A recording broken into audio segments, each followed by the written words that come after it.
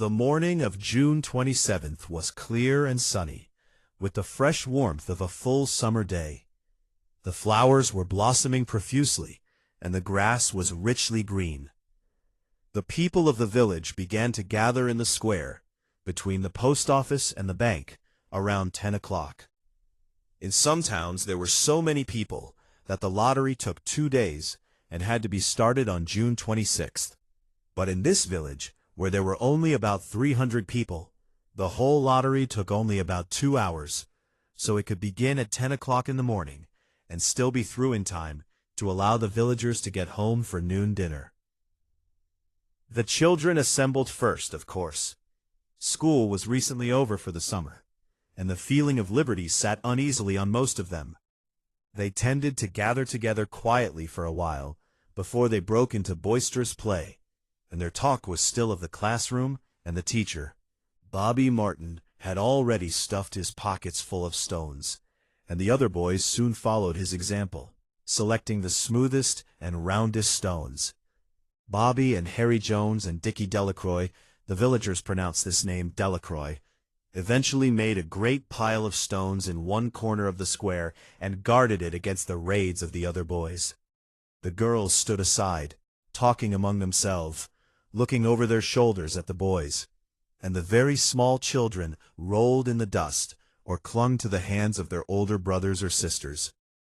Soon the men began to gather, surveying their own children, speaking of planting and rain, tractors and taxes. They stood together, away from the pile of stones in the corner, and their jokes were quiet, and they smiled rather than laughed. The women, wearing faded house dresses and sweaters, came shortly after their menfolk. They greeted one another and exchanged bits of gossip as they went to join their husbands. Soon the women, standing by their husbands, began to call to their children, and the children came reluctantly, having to be called 4 or 5 times. Bobby Martin ducked under his mother's grasping hand and ran, laughing, back to the pile of stones. His father spoke up sharply, and Bobby came quickly and took his place between his father and his oldest brother.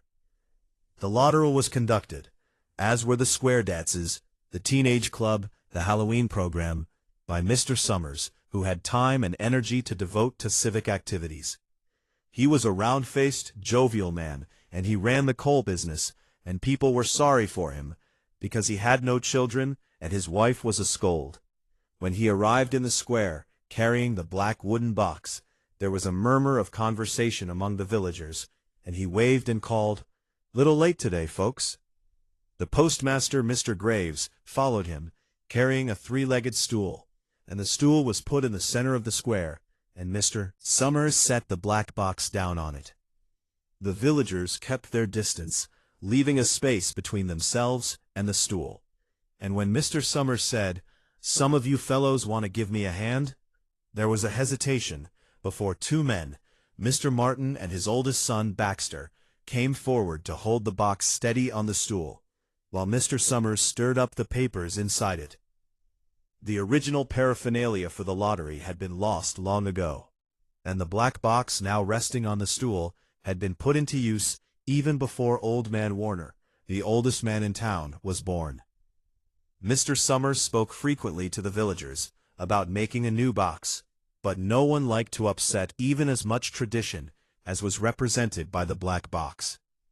There was a story that the present box had been made with some pieces of the box that had preceded it, the one that had been constructed when the first people settled down to make a village here.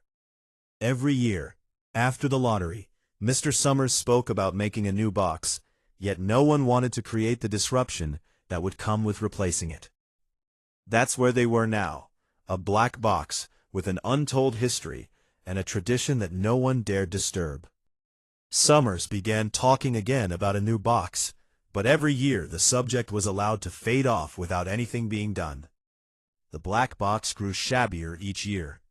By now it was no longer completely black, but splintered badly along one side to show the original wood color, and in some places faded or stained. Mr. Martin and his oldest son Baxter held the black box securely on the stool until Mr. Summers had stirred the papers thoroughly with his hand. Because so much of the ritual had been forgotten or discarded, Mr. Summers had been successful in having slips of paper substituted for the chips of wood that had been used for generations. Chips of wood, Mr. Summers had argued, had been all very well when the village was tiny. But now that the population was more than 300 and likely to keep on growing, it was necessary to use something that would fit more easily into the black box. The night before the lottery, Mr. Summers and Mr. Graves made up the slips of paper and put them into the box, and it was then taken to the safe of Mr. Summers' coal company and locked up until Mr. Summers was ready to take it to the square next morning. The rest of the year, the box was put away, sometimes one place, sometimes another. It had spent 1 year in Mr. Graves' barn and another year underfoot in the post office, and sometimes it was set on a shelf in the Martin grocery and left there. There was a great deal of fussing to be done before Mr. Summers declared the lottery open. There were the lists to make up, of heads of families, heads of households in each family, members of each household in each family. There was the proper swearing in of Mr. Summers by the postmaster, as the official of the lottery. At one time, some people remembered, there had been a recital of some sort, performed by the official of the lottery, a perfunctory, tuneless chant that had been rattled off duly each year. Some people believed that the official of the lottery used to stand just so when he said or sang it. Others believed that he was supposed to walk among the people. But years and years ago, this part of the ritual had been allowed to lapse. There had been, also, a ritual salute, which the official of the lottery had had to use in addressing each person who came up to draw from the box. But this also had changed with time. Until now, it was felt necessary only for the official to speak to each person approaching. Mr. Summers was very good at all this. In his clean white shirt and blue jeans, with one hand resting carelessly on the black box, he seemed very proper and important as he talked interminably to Mr. Graves and the Martins. Just as Mr. Summers finally left off talking and turned to the assembled villagers, Mrs. Hutchinson came hurriedly along the path to the square, her sweater thrown over her shoulders, and slid into place in the back of the crowd. "Clean forgot what day it was," she said to Mrs. Delacroix, who stood next to her, and they both laughed softly. "Thought my old man was out back stacking wood," Mrs. Hutchinson went on. "And then I looked out the window, and the kids was gone, and then I remembered it was the 27th, and came a-running." She dried her hands on her apron, and Mrs. Delacroix said, "You're in time, though. They're still talking away up there." Mrs. Hutchinson craned her neck to see through the crowd, and found her husband and children standing near the front. She tapped Mrs. Delacroix on the arm as a farewell, and began to make her way through the crowd. The people separated good-humoredly to let her through.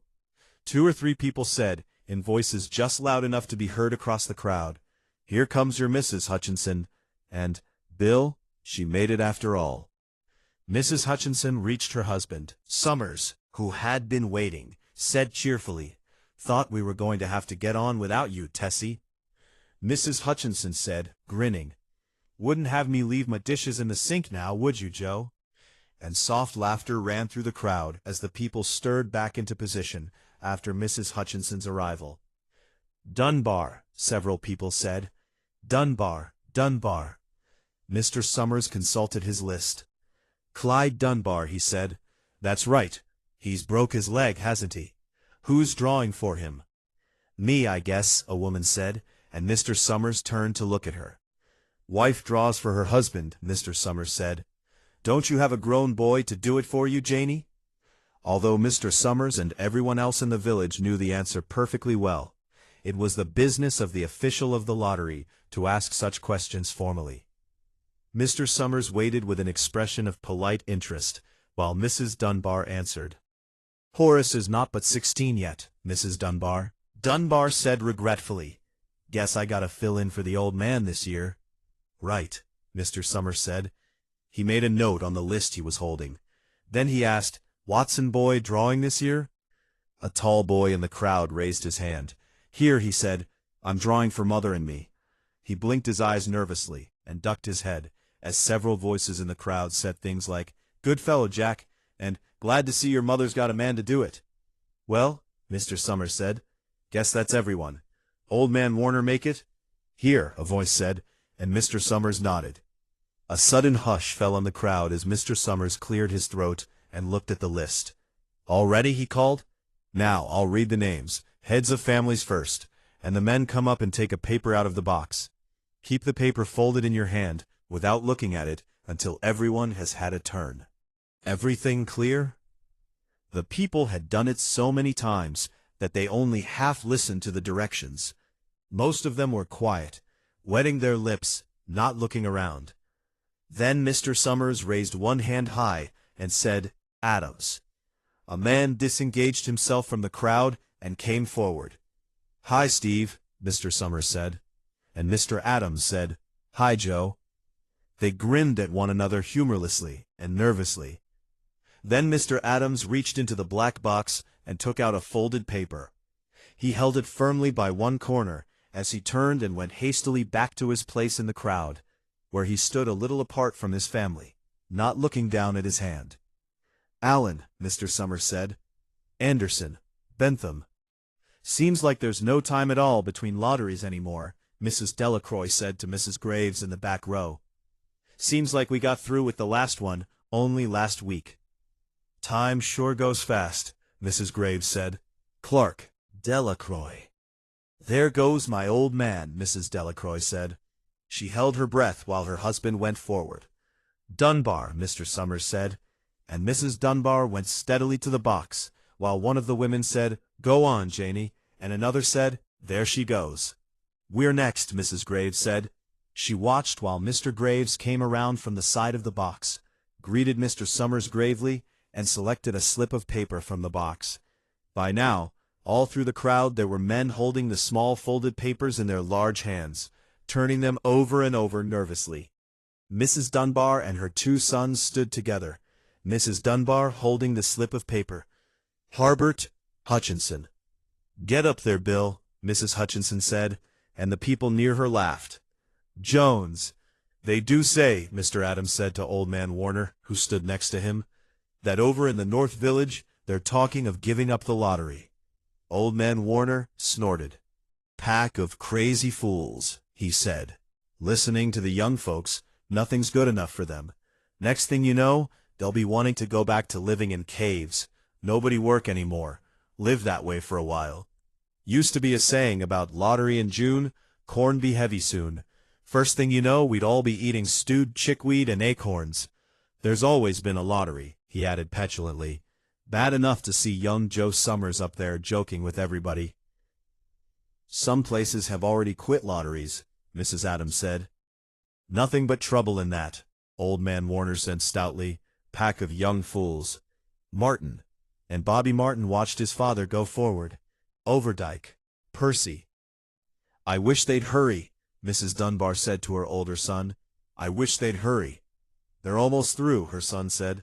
"You get ready to run tell Dad," Mrs. Dunbar said. Summers called his own name, and then stepped forward precisely and selected a slip from the box. Then he called, "Warner." "77th year I've been in the lottery," Old Man Warner said as he went through the crowd. "77th time." "Watson." The tall boy came awkwardly through the crowd.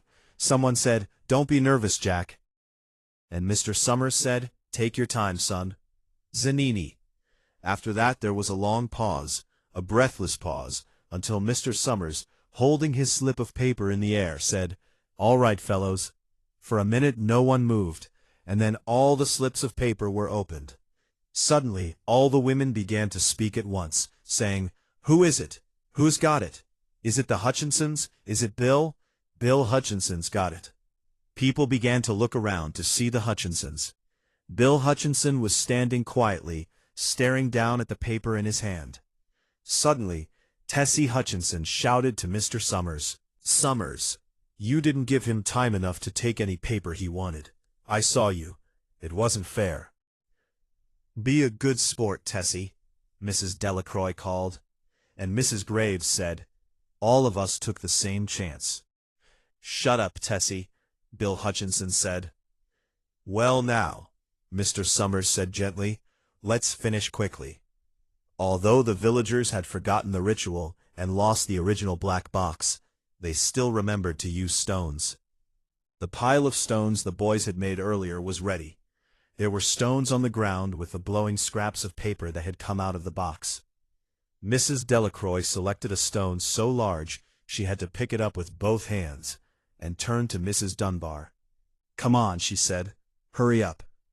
Mrs. Dunbar had small stones in both hands, and she said, gasping for breath, I can't run at all. You'll have to go ahead and I'll catch up with you. And someone gave little Davy Hutchinson a few pebbles. Tessie Hutchinson was in the center of a cleared space by now, and she held her hands out desperately as the villagers moved in on her. It isn't fair, she said. A stone hit her on the side of the head. Old Man Warner was saying, come on, everyone. Steve Adams was in the front of the crowd of villagers, with Mrs. Graves beside him. It isn't fair, it isn't right, Mrs. Hutchinson screamed, and then they were upon her.